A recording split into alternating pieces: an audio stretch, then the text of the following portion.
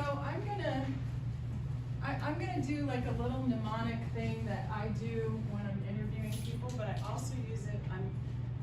I use it in my teaching. So I'm an ESL, English as a foreign language instructor now, and this is kind of a game that I use with my students to remember names, because I have to get their names down really fast, right? And it works for me also in social situations where I'm meeting a whole lot of people one after another, and I'm trying to remember their names to be able to talk with them. If I'm circulating around and coming back to different people, so it's a good thing to maybe help out if you're interviewing at an event where you might be circulating around something and maybe coming back around to other people. But anyway, the mnemonic that I use is something that it actually dates all the way back to Greece, ancient Greece. And the way that I use it is in my classroom, and I'll go around and I'll say, okay, we're gonna have a party at our next meeting. This is what I say to myself in my head when I'm actually at an event and interviewing people. And my name is Elizabeth, and I'm bringing eggs. And you are? I'm Eric. And what are you gonna bring? I guess I'll bring eggplant. Eggplant. All right, and then you have to say you're Elizabeth and you're bringing eggs. I'm saying you're Elizabeth and you're bringing eggs. Right, and then Okay. you're Eric. And I'm Eric and I'm bringing eggplant. What's your name? I'm Matthew, and I'm gonna bring some mangoes. Matthew's bringing mangoes. All right, Matthew, what's my name? Elizabeth. What am I bringing? You're bringing eggs. Who's that? That's Eric, and he's bringing eggplants. I'm Natalie. Noodles. Noodles. Yes. Awesome. So I won't go I'm going to go all the way around so that I learn your names, but I won't make all of you repeat everybody else's since you guys don't know each other. So Eric, Matt, mangoes, right? Natalie, noodles. Maddie, and I'm bringing maple syrup. Maple syrup. Oh, lots of E's and M's in the class. Okay. Maddie, and you're bringing maple syrup. And then you're Natalie, you're bringing noodles. You're Matt, you're bringing mangoes. You're Eric, and you're bringing eggplant. I'm John, and I am bringing jelly. Jelly, John. John is bringing jelly. Maddie's bringing maple syrup. Natalie's bringing noodles. Matt's bringing mangoes. And Eric's bringing eggplant. I'm Shelby, and I'm bringing strawberry shortcake. Oh, yes, that'll go great with the eggplant. I love that combination. So, Shelby, and you're bringing strawberry shortcake. John, you're bringing jelly. Maddie, you're bringing maple syrup. Natalie, you're bringing noodles. Matt, you're bringing mangoes, and Eric is bringing. I'm Megan, and I'm bringing mashed potatoes. Dang, so many M's. Did you guys coordinate this? Did you hire M people with M and AE names, except for John and Shelby? All right, so Megan, you're bringing mashed potatoes. Shelby's bringing strawberry shortcake. John's bringing jelly. Natalie's bringing maple syrup. Natalie's bringing noodles. Matt's bringing mangoes. I'm Joseph, and I'm gonna bring jalapenos. Look, you're bringing Jalapenos? jalapenos to go with the cheese. Yes. Plan. Wow. I'm gonna It's just need raw some like jalapenos. acid Raw reflux jalapenos. medication or something here. Okay, so Joseph, Mhm. and you're bringing jalapenos. Megan's bringing mashed potatoes. Shelby's bringing just strawberry shortcake. John has jelly. Maddie's maple syrup. Noodles for Natalie and mangoes for Matt. I'm Emma, and I'm bringing elderberries. Oh, awesome! Put them on top of the strawberries. It's good for your immune system. Emma, elderberries. Joseph, jalapenos. Megan, mashed potatoes. Shelby. Okay, so you guys see how this works, right?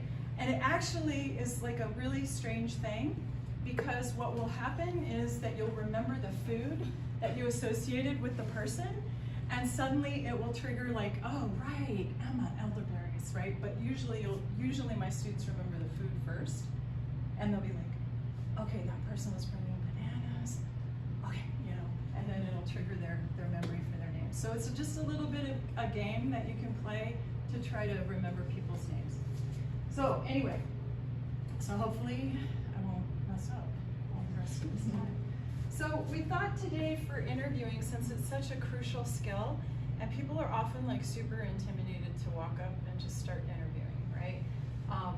And we have a couple of different techniques. We thought we'd actually do like a feature interview where I will interview Eric, and I'm gonna just take my notes on the board so you guys could kind of see what I would be pulling out as like the most important information that I would take notes on. Ordinarily, I think both of us, we've talked a little bit before this workshop, both of us would usually record the interview, right? So I used to have a little handheld tape recorder that had a little suction cup to a phone, back when people used those things, Yes. right? And I would tape my phone interviews that way, or I would actually ask people up front, hey, is it okay if I record you for this interview? Because you want to make sure that you get accurate quotes. Exactly, and just by saying that, you sometimes will impress a subject who, hey, this reporter is really gonna make sure they get it right by taping it. So, you know, initially I thought doing something like that would maybe scare people off, they get microphone shy or whatever.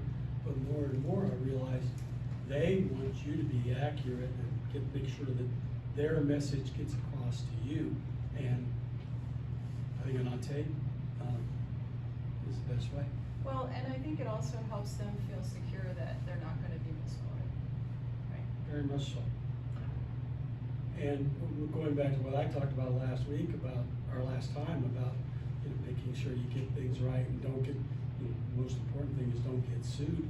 You have a backup as well. Because, you know, my handwriting's horrible. I've got it, you know, and that's one of the reasons I went to tape very early.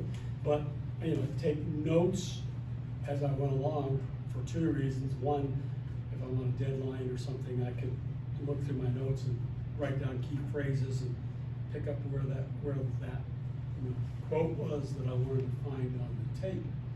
But even more importantly to me was I had an ace in the hole. I was not going to be accused of being, you know, misquoting somebody or get myself sued or something like that. And if I knew it and the person who I was interviewing knew it, then we weren't going to have any problems. And so but don't ever just depend on a tape recorder.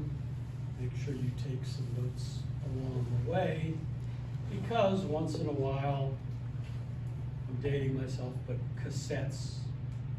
recorders would eat cassette tape, or the batteries would go dead, or you're sitting there talking to somebody and oops, you knocked your tape recorder instead of flying into 17 pieces. And you just can't say, well, excuse me, while I go up to Walgreens and buy another tape recorder, I'll be back in 15 minutes. You want to make sure you have a backup to the tape as well. Right. And you can just substitute the word smartphone for tape recorder, right? Yep, and nowadays, yeah. My smartphone just recorded. Exactly. Yeah, you definitely don't want that. So I have a question for you guys. You guys have already, how many of you are you guys all new to the logo, or are you old hands? You are an old hand. It's a mix. Yeah, we've got some editors who've been here for a while, some reporters still starting out.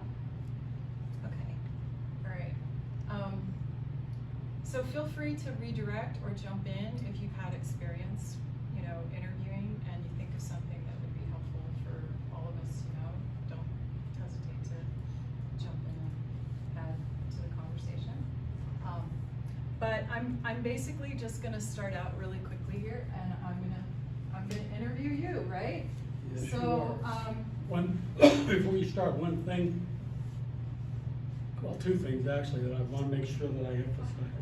First, make sure you understand the motivation behind the people you're interviewing. Some may be doing it because they're the public information officer, and they're required, that's their job, to share information with reporters.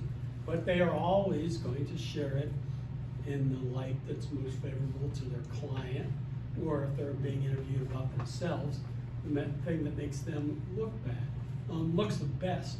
So make sure you understand the motivation behind that, because I have yet, in all my years of journalism, had somebody call me up and say, hey, you want to interview me?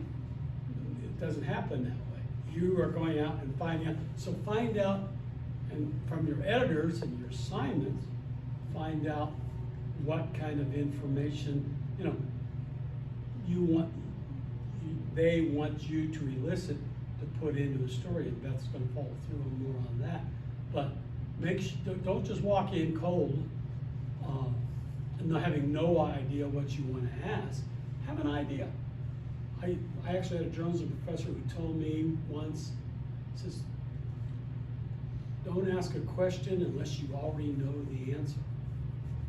And I said, what? That makes no sense. Why am I asking a question then if I already know the answer? Other than to get somebody else to say it, like we talked about attribution the other day. But you want to have a pretty good general knowledge, research background. Beth and I, in our day, we would actually call up friends if we were doing a feature interview on somebody and find out a little bit about this person before we interview them. Nowadays, you get basic factual information. Just pick up your smartphone, Google them, and you find out a lot about them, their career, and so on and so forth. But have an idea, and when you start an interview, try to make your subject feel at ease. Even though you want to control the interview. Depends on what you're trying to do. If you're interviewing the campus police chief and you've got 15 minutes to deadline, and you want to talk about robbery or an accident or something like that, you don't have time for a lot of niceties. And interviewing over the phone's a different technique as opposed to judging people in person, to be able to read their body language and look for other things. But also when you're going to interview somebody, say you go to their office, go in and just kind of look around for a few seconds before you even sit down and say, oh, I see you collect golf balls. So you're a golfer? So now you've got something that they're comfortable with and a familiar background, something you're familiar with, and you can ease into things, before you finally get around to asking the question, well, when was the last time you beat your wife? Kind of what we call the bomb, the question you always save toward the end, because if they don't want to answer it, at least you have something you walked out with. So, I rambled. Go on. No. I was gonna say that's a really good point. That if you can, I think, of course, we're still in a pandemic, right? So you're probably still interviewing people remotely, maybe. You lose a lot in the interaction for that, especially with features, right? It's really easy to interview somebody remotely or over the phone about a news story, where you're just straight up asking for facts about an event or a crime or something happened. But for features, I think you lose out a lot if you're not right there in person, sitting with the person, talking with them, and just chatting with them. I've had feature interviews that took completely different turns in the direction that I thought they would go in, and ended up with the most beautiful stories when I just let that happen in a conversation with somebody for features. Eric and I were just talking about a WPA artist that I interviewed years and years ago for a newspaper, and it ended up being a really beautiful and heartwarming story, and that wasn't the story I was sent out to write. So, and then going to people's offices, right? I was just thinking about a guy that I had to go to his office last week, and his entire office was ringed with Star Wars figurines and memorabilia and all of this. I mean, the entire office, everything, all the way around. You just look around and it had everything, all the way back from A New Hope, all the way through Kylo Ren and all those characters. interviewing him on Zoom or over the phone, I never would have seen any of that, and that would never have been part of the story, right? But it's obviously a huge part of who he is personally. So you want to have a preparation to get ready for an interview and know a little bit about somebody's background, but don't be so wedded to it. You're naturally curious. You should be. So something strikes you as ironic or different, or Star Wars collect. Boy, this is quite a collection. How'd you get started in that? And you're off to the races. And you get back to the 4 or 5 points that you absolutely had to get in there some, on down the road. And you could even just retract and redirect the interview by saying, well, let me make sure I get some few pertinent facts down here before I forget. Right. And you just take off that way. So it's nice to have written questions, and when you first start out, you want kind of maybe have them there to cheat and look.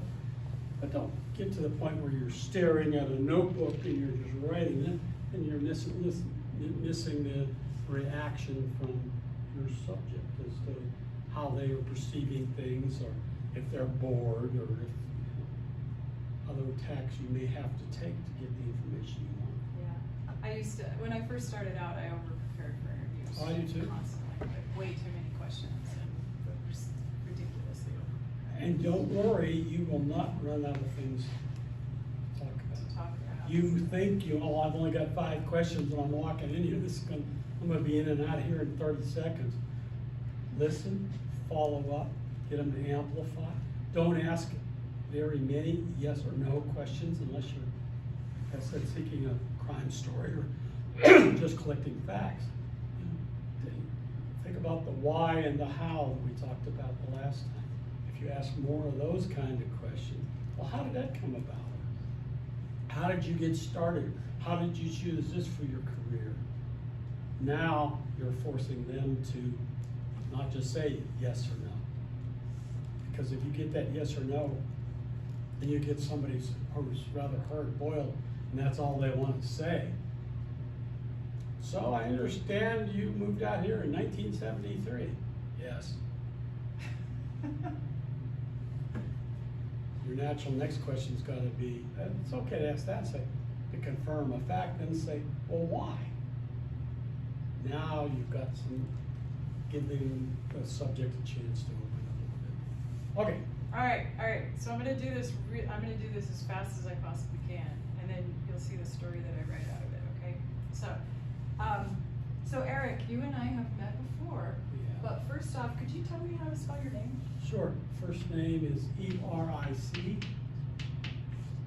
And I'm sensitive about that because I get the CH's and the K's and all that kind of stuff.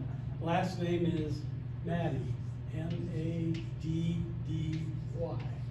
And how old are you, Eric? You had that. I'm 59, I'll be 60 in May. Not necessarily a question you want to ask of ladies, it's still kind of ask, but you can kind of hint around it, like, well, when did you graduate from college? And, so that makes you about,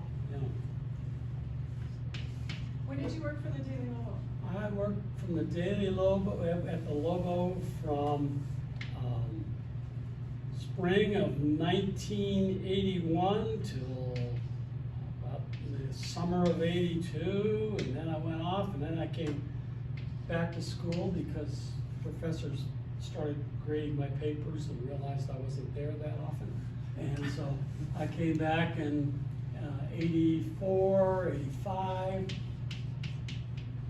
night editor, sports editor, news editor, reporter. Started out my career typing reports from the New Mexico Public Interest Research. They kind of monitor prices and different things around campus. And so they would issue a weekly report, and during the summer, I first started. That was my first time in front of a video display terminal, not a computer. We were VDTs. What did you, So was 85 the last year that you worked on? About 85, because I went down from here, I went to now defunct United Press International, and then got my first newspaper, actually besides the logo, first professional newspaper job working in Santa Fe. Where the Santa Fe, New Mexico? Well, the New Mexican, yep. Which is still there. Yes, it Still is. rocking Santa Fe. And amazing that we, as much as we smoked in the newsroom in those days, we didn't burn it down. And they have remodeled since then. Because if they hadn't, Probably smoke-free now. I'm sure they are, but if they weren't, you probably would choke to death just walking into the place. Because Yeah. everybody was, well, the logo used to be a chimney of sorts. So you work for United Press International, Santa Fe, New Mexican. What else? Were you a sports writer? I was mostly sports. That was kind of my love growing up, and I really didn't do straight news until after stops in, let's see, Santa Fe. I went to Portales, where I was a sports editor. Went to Amarillo. No, went to Idaho Falls. Went to Amarillo.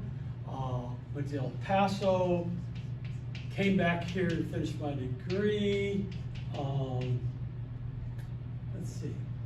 Then I went into teaching journalism for several years, and at one point in 2004, I actually took my first news reporting job at the Observer, the weekly paper in Rio Rancho.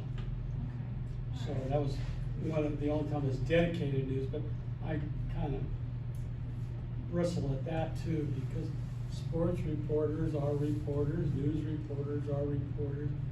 If you know how to interview, ask questions, get facts, put it in a logical order, those adjectives in front of it don't matter as much.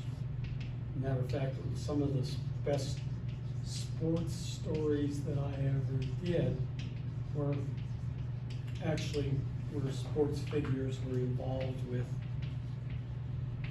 crime. In one case, one died of an overdose of drugs and whatever, and the rest of the staff was so close to covering the individual, they couldn't be objective. So, since I had more of a hard news background, they signed me to cover his funeral, which was a baptism by fire. Okay, so here's something I want to point out to you. In my notes, I would have thought, that sounds like a really interesting quote to talk about. Like, if you know how to do this, then this will come, right? And so, again, I would be recording this, right, as well as taking notes. And so I would just make a note to myself of, like, this is about where I'm going to find this in the recording and where I want to use this particular quote, right? What did you teach when you went into teaching? Journalism, and I was in Texas, and I got my first journalism job in El Paso, and had to go back and take 15 hours or something of education courses about methods and grading and all this other kind of stuff. Did you get your license? I Was it to got get my your license, in Texas?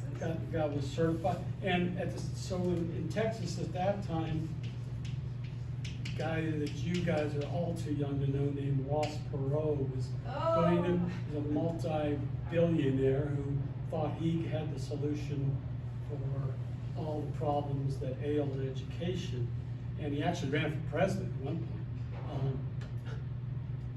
He came up with the idea that all teachers should be tested, and so it was ironic. To get a journalism certification, I had to pay, I think it was $90 to the testing company or whatever.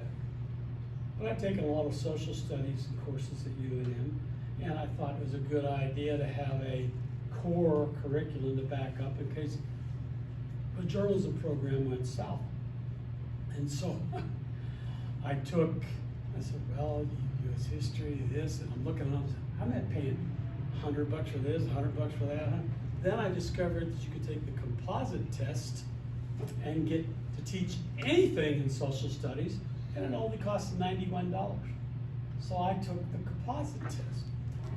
I'd never taken an economics course in my life. European history bored me to tears. But because it was covering several different subjects, they couldn't go into as many specifics. So I hoped that my common sense would last out over everything else. Believe it or not, political science and U.S. history were my favorites. Those are the ones I did the worst on in the test. I got an 85 in economics. I just know that the stocks pages is real small type and I can't read it, so, and I don't have any money in it, so I just go to the next one. But it worked. And so I was able to teach social studies, and it's amazing, the two between journalism and social studies, how the two, and of course covering politics later on, how they intermingle with each other, and just having an appreciation of research and background made you a better reporter, made me a better reporter anyway. And I wouldn't have traded that part of education. I want to go back to I want to segue back into your news writing and your sports writing. Okay. Because I want to ask you,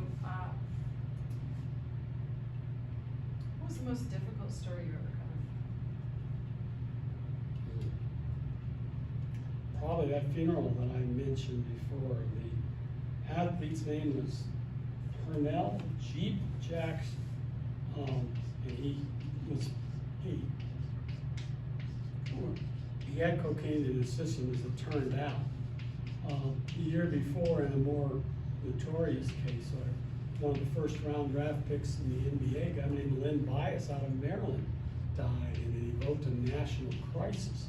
So I not only had to go to press conferences where the police and other people were talking about chemistry results in his blood and whatever, I had to go ask the athletic trainer for the university, who I was on friendly terms with, well, when was the last time he took a drug test? And because I had been tipped that there was some shenanigans going on with stuff like that. So I ended up having to put basketball coach at UTEP at the time, his name was Don Haskins. He was legendary because he won a national championship there. And he was the first college basketball coach to start all 5 players who were black. So he was just this legend and saint and God, basically. And now I've got to go, and even though we were friendly, I got to get in his grill a little bit about how could you let this go in your program.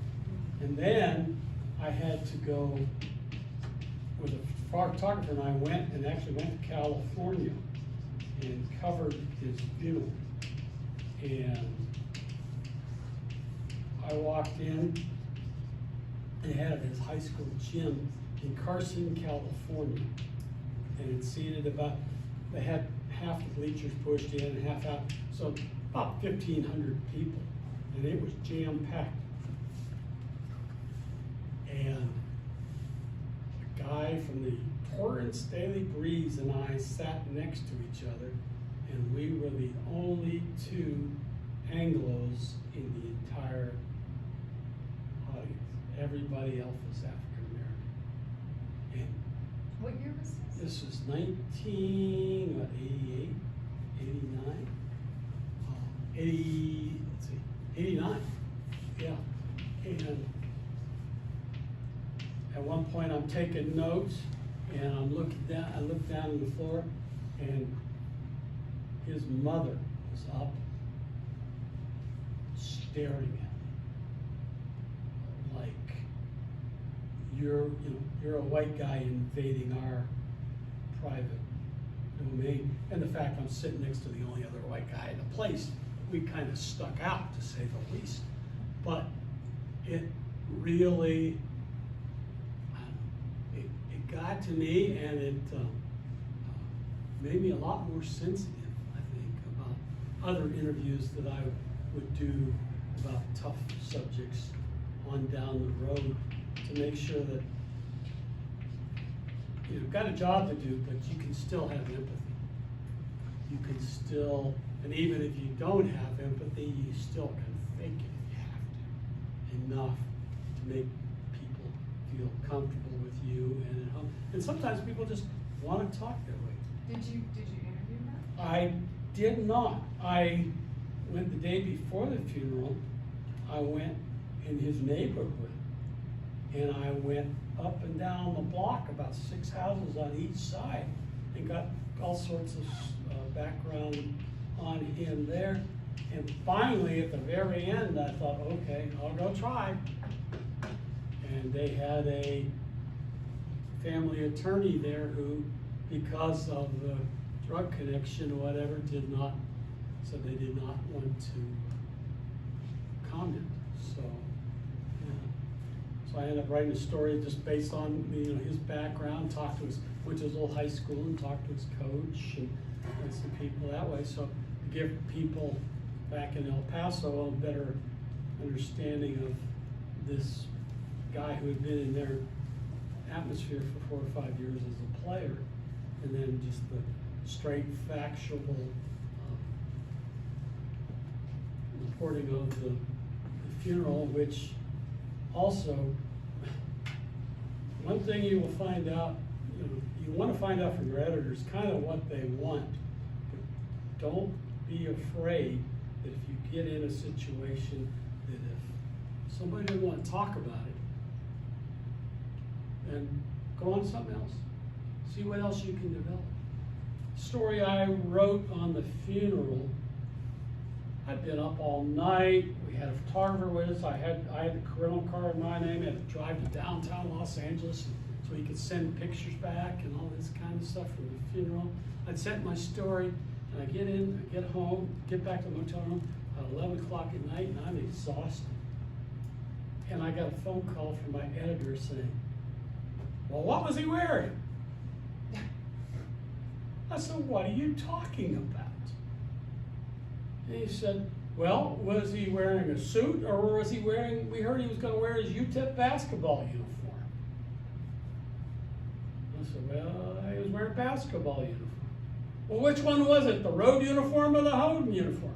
It's like, come on. Is this really the most important detail? So I said, "Oh, yeah, he was going on the road." So, I was trying to make light of it. I said, "He's going on the road forever, so I guess he's wearing his road uniform." I really didn't know which I'd never seen UTEP play. I didn't know which one was which. But I figured also, who's going to call me a liar? They're not going to know. There's nobody else from El Paso out there. Right. So, but just sometimes you'll get annoying people meddling. Don't let that get in your way of what you want to do. Megan would never do that to me. No, I'm That's- sure she would, Yeah. because We've had some conversations about editors who have sort of like slashed and burned. Yep. And, yeah, when you get out into the field, Yeah. that happens sometimes. Hopefully none of you are that kind of editor. because you gotta remember, just as people being interviewed that have an agenda, sometimes, The believe it or editors not, do. Yeah. editors have a big agenda. And sometimes it's because, more so now than ever, marketing surveys and different things say, we want you to write and gear towards this kind of sensationalized reporting, because people will buy the paper, then they'll read the ads, and they'll buy the products, and then we all get our salary. It buys eyeballs. So I would ask you, is this the story that you're most proud of? Or is there another story that you're most proud of? There's actually, there's a story that I think I'm most proud of.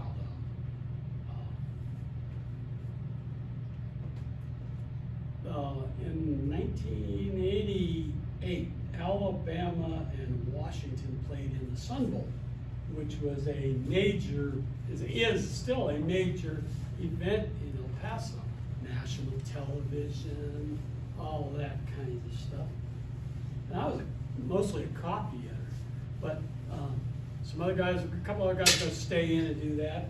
And I was sent out and I was given the assignment to interview Don Shula, who, again, is some name out back in my mind. He's the winningest coach in the National Football League history. He was What coach is of his the Miami name? Dolphins. Don? Shula, S-H-U-L-A. And his son was the quarterback at Alabama. But, and as such, being a father, but not wanting to detract from his son's moments of fame, he didn't want to be the story. But, of course, everybody wanted to talk to Don. She's a celebrity. You said Alabama and UTEP, right? No, Alabama and the University of Washington. You were And right. it was played at UTEP Stadium. At UTEP. So, and so I get there, and he is sitting in, the press level is like the third level, and he was sitting in the fourth level, where all the rich donors and everybody, and they had security, so the people couldn't go up there. So, how in the heck? And of course, just my luck, game was broadcast on CBS TV, they interviewed him, and CBS Radio, they interviewed him. And you kind of understand with his position as the head coach of the Miami Dolphins, he kind of had to play along with them because the networks pay big bucks for broadcasting pro football. So how am I, a little guy from the El Paso Times, going to get up? So I looked around, I tried waiting, and they actually had guys running the elevators to make sure people couldn't go up and down. So finally, when nobody was looking, I went around the corner, went up the back steps, and got all the way to the top, very carefully. It's an echo chamber base. Kind of snuck my head out, and I looked, and there's security guards, so I ducked back in. I waited a couple minutes.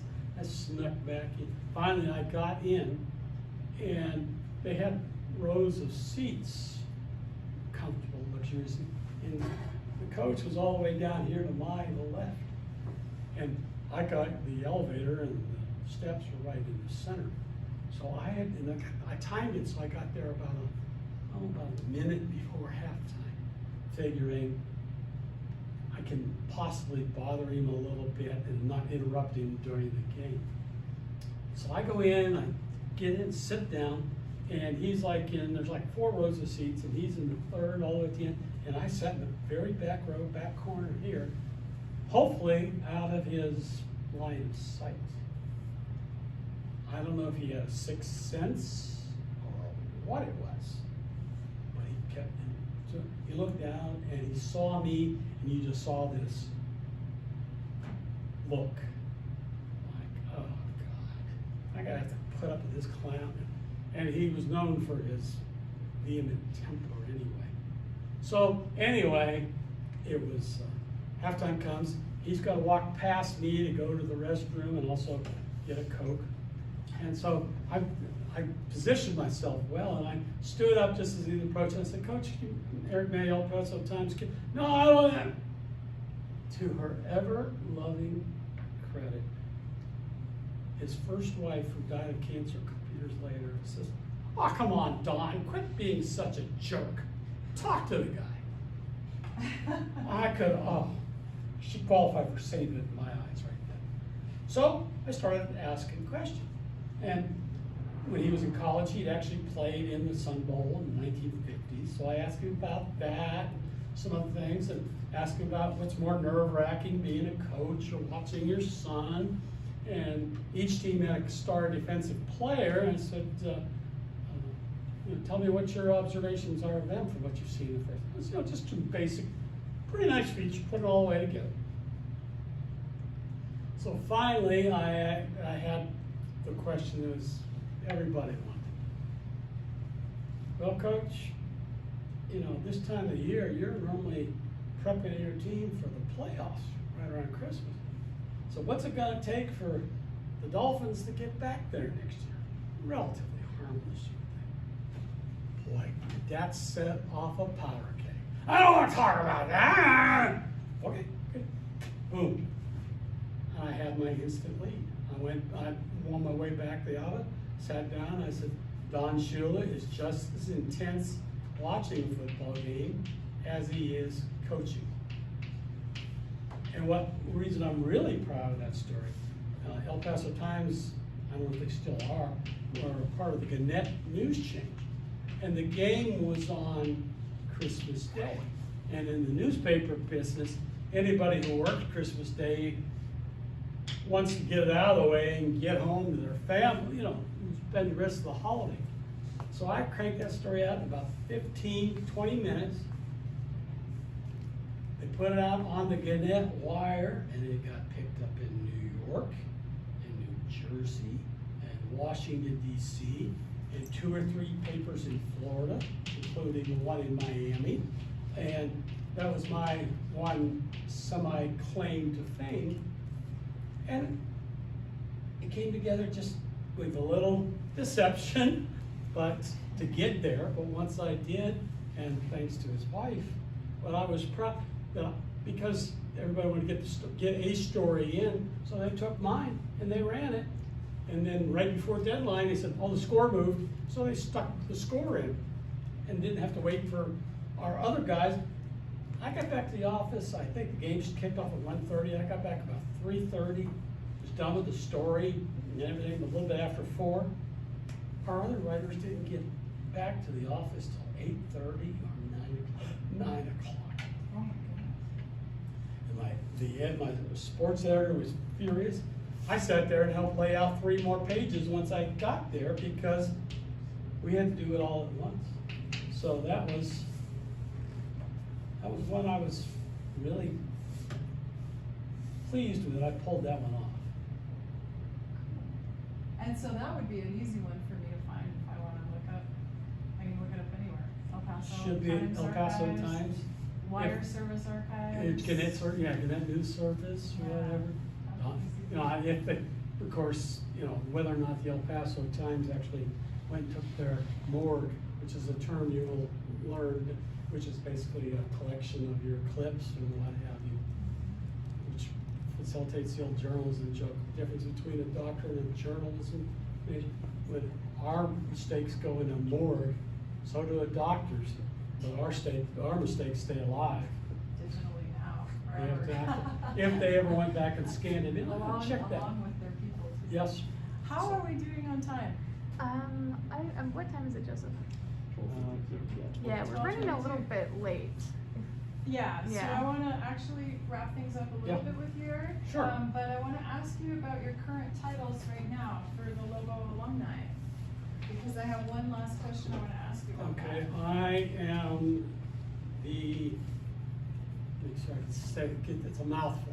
I am the chairman-elect of the University of New Mexico Student Publications Alumni Chapter. Oh, jeez. Put all that on a business card.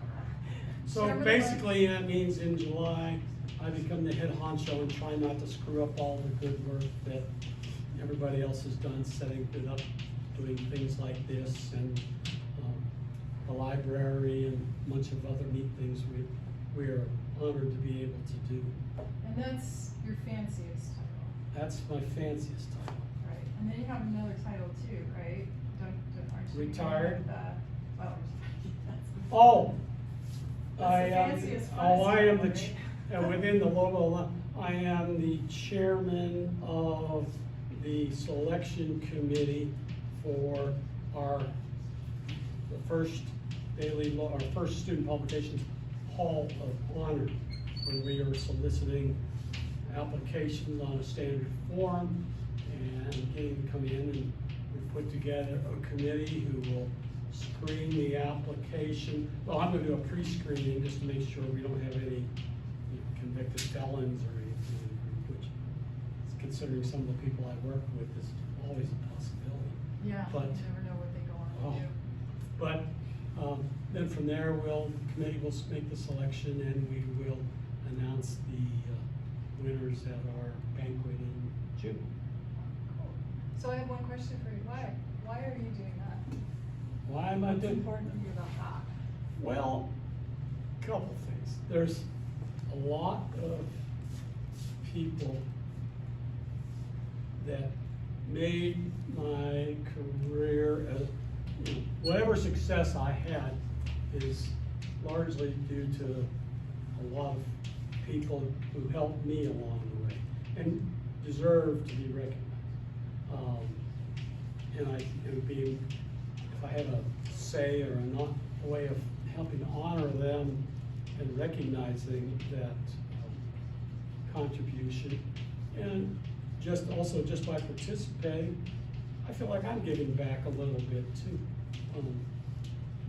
both in that and in the becoming the chair in July 1st. So I don't know. I had a blast, and I learned so much when I was here, and it gave me some practical, real-world experience. It gave me beer and gas money, which was more important than the experience to me at the time. But now I look back and I think about different people I talked to and different things and different people I met along the way that as I started writing as a career, I could call on those people and learn lots of different things. I haven't got a chance to call Jesse Jackson back lately, but I once interviewed him. One question. That'll have to be another time. Another time, another story. Another story. Especially since a Secret Service agent tried to stick my head in an ashtray. Yikes. Yes. Well, thank you, Eric. I Thank you. appreciate your time. So there's a couple things that I was just going to point out here. So this is what my notes would look like if I were writing this story, right? These are the things that I would have pulled out, and I would have gone back, and I probably would have looked up those stories just to see what they were about and how he wrote them. There might have been something in there that I could use, but maybe not. I don't know. But just for my own benefit, for background information, I would do that. And then I would probably pull out the quotes at the minute times that I sort of estimated they were at. And then I probably would have, if I were just to sit down and write this story in the next 15 minutes, I would write the quotes down first and craft the story around those quotes, right? And I might actually use this one first because that one is the most interesting to me. And I think it's the most interesting to your audience, right? Which one was College that? students. That at the time, you did it for beer and gas money. Oh. That's That's you know, true. that's like, Yeah. seriously, like, why are you guys doing this? Yeah. You know, I hope You're you're not getting gonna beer and get- gas money. I hope you're making something off of it, right? Yeah, I hope you, because you're not gonna get rich. I guarantee you that. But Yeah. for two reasons. One is it just happens to be the most interesting quote for me. I think it's funny and it's a good lead. And then I think it also might actually catch the attention of your readers. It's slightly provocative, maybe. They really want, maybe they wouldn't be sure where this story was going, right? Maybe it's a story about this guy who just, like, Yeah. I don't know, partied all the time at the Daily Locomotives. And that- Which he probably did, but that's another story well, too, those isn't it? are, those are other stories. So I'd probably use this as my lead, then I'd write down my other 2 or 3 quotes that I knew I would want to use, and then I would form the story around all that, right? And try to figure out. But one of the most important things, which probably a lot of you guys who have already been writing for a while know, is that you don't have to go in chronological order ever when you're writing stories. Even if you're writing news stories, even if you're writing about events. About the only time you do have to go in chronological order is sometimes if you're writing sports stories, right? But even then, you're gonna give the ending away, right? Well, even then, you're gonna put the score in the lead, and you talk about the dramatic game-winning shot. You're not gonna talk about, you know, UNM won the opening tip in the basketball game. Right. They had the first possession, they passed it around, and they threw it away. Right. Which. And then I probably would look at next pulling in information about things that were still here. So if I were writing this chronologically, it would be a boring story because I would start here back in 1981. Yeah. And probably none of your readers want to go back that far. And most of them are probably aren't alive in Yeah.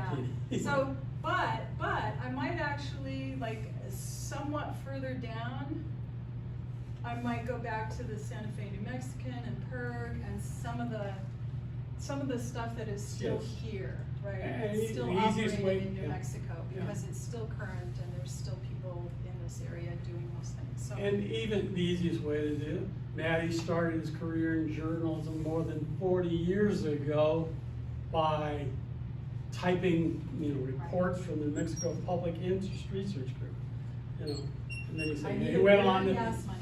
Yeah, and I need a gear, beer and gas, yeah, and then, from And then the rest of from it. there, and just stretch it on out, so. There's all sorts of transitions and things, use your quotes to set up transitions to other things, and use your other things to set up your quotes. Right. And it's kind of one after the other, one after the other, and it just kind of builds on each other, even though. And the other thing is, we're talking about a feature story here where you probably have been given a prescribed length. And so you don't have to follow that inverted pyramid news style of putting the most important stuff up. You want to get the stuff that's going to interest, draw people, because most people, if they're going to get into a feature and they get into it, they're going to read most of it or all of it. If it's a crime story, they may read a paragraph or two, and that's it. And, if I was the copy editor on desk, I'd almost be tempted to say, beer and gas money, quote. If I'm reading a newspaper and I see that in a headline, what the hell is that about? And I'm gonna read it, then I start reading the story, then I get into it. So headlines draw you into the story, and then the top of the story draws you into the rest of the story. So try to find something interesting that grabs enough of an attention, unless it's, like I said, 15 minutes and the roll in the presses, and you've got to get just the dragnet we used to call it, just the facts, man. Right. And you get it down, and then you worry about the next day you follow up with the person who was killed in a car wreck was the scout leader. All right, so I know you guys have to get on with Work. another part of the meeting, right? Yeah, You have we more have news, meetings, culture, lots of stuff. And then we have to make the paper, so. And then you guys get to, oh, Aw. man. All right, well, I'm gonna actually take a photograph of my notes because I'm actually gonna write this story for the Alumni HTML newsletter that goes out. So if you guys are on that list, on that distribution list, you'll see it in a little bit, but it probably won't take me very long to pull it together. It'll probably be pretty fast. And it's best to write it while it's fresh in your memory. Yeah. Even though, having it on tape, you can get away with it a little bit longer. But if you're using your notes to try to find stuff, you'll forget something. And then as soon as it hits print, you'll remember it and say, oh, I meant to put that in there. All right, we need to go. Because Okay. we have more meeting. Thank you so And much. we for need You're to welcome. get And the good news is, there's somebody else coming next month, so you won't have to listen to me. That's right, that's right. Actually, we have a bunch of people set up for the coming months, skipping. that. Exciting. Great, what's next one? So Michelle, has agreed to do like an AP style and marketing communications workshop for you guys. If you guys would be interested in that, I'll talk with you Yeah. a little bit more about that and see how you wanna shape that. And then skipping January, and then somebody lined up for February and March and April. Perfect. I know. Any questions? We've been talking, any questions that you was burning? Come on, you're interviewers. You're supposed to have questions. No? Hope so. And the main thing, just relax. Or, the first few times you do this, you're gonna be petrified. You wanna make sure you put on a good impression, you don't forget something or whatever. You're always gonna get. There's no such thing as a perfect interview, I don't think. And everybody who does interview thinks they are the best at it in the world. after they've done it for a while. So just go out and do the best you can, take what you got. You could interview somebody and I could come back 15 minutes later and have a completely different set of questions. We write two different stories about the same person. And neither story would be wrong. So, relax. It's fun. It's a conversation. That's all it is. All right, Okay, now.